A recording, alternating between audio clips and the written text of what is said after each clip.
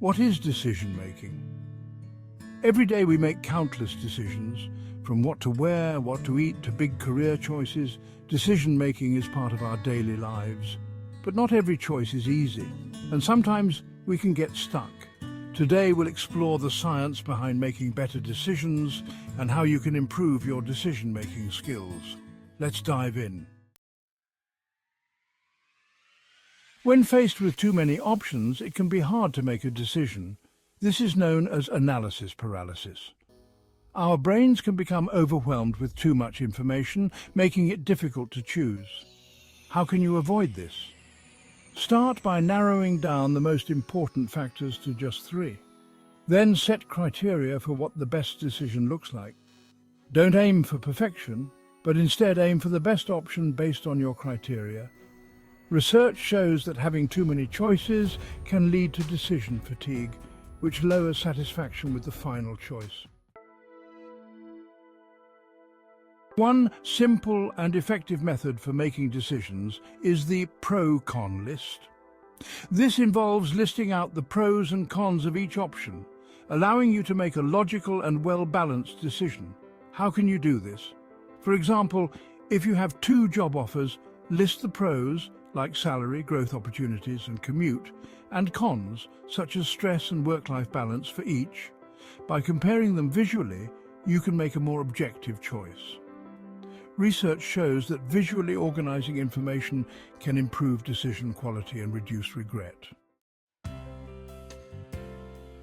Sometimes, trusting your gut is the right approach. Our brains process a lot of information unconsciously, drawing on past experiences to make quick judgments. In situations where logic alone isn't enough, following your instincts can lead to positive outcomes.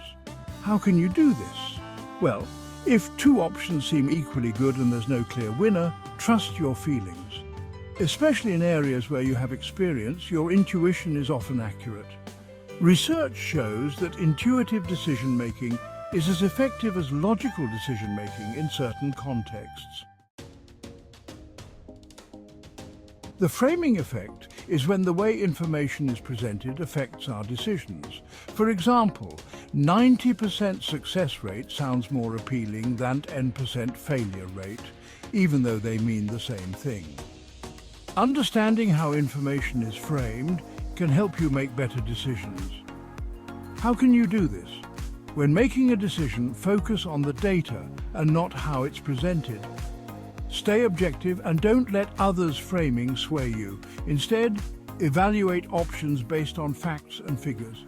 Research shows that framing can heavily influence consumer behavior and risk assessment.